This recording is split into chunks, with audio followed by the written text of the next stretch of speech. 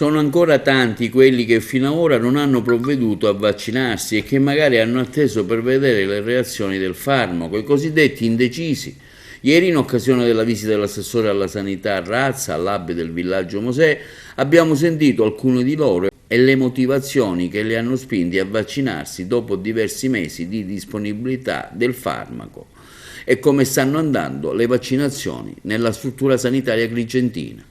Senta, lei ha deciso di vaccinarsi, come mai? Io ho deciso, per la sicurezza mia, dei miei familiari e anche degli amici. Ecco. Lo proporrebbe ad altri in questo momento che magari c'è chi non è d'accordo? Sicuramente, sì. Anch'io all'inizio ero contrario, poi un giorno ho deciso di farlo, ecco. Perché era contrario, così a titolo informativo, e ora ha deciso? Quali sono state, diciamo, le cause che l'hanno spinto? Insicurezza sul vaccino, ma poi invece ho tolto ogni dubbio.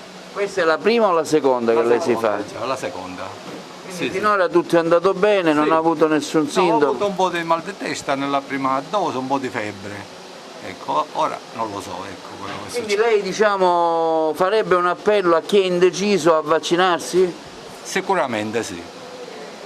Sì, sono d'accordo. Una battuta a lei magari su queste vaccinazioni, cosa le chiede la gente, insomma cosa rispondete? Abbiamo trovato tantissima gente che dopo tantissimi appelli che ci sono stati si sono recati presso l'hub vaccinale del villaggio Mosè e hanno fatto il vaccino in tutta tranquillità.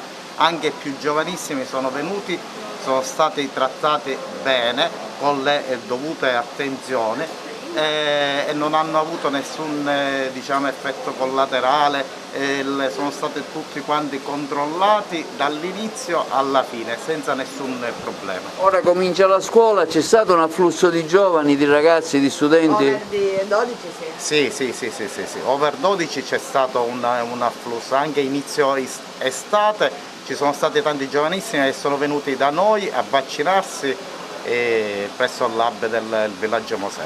Noi invogliamo tutte le persone a vaccinarsi per la tutela della popolazione e il diffondersi della pandemia.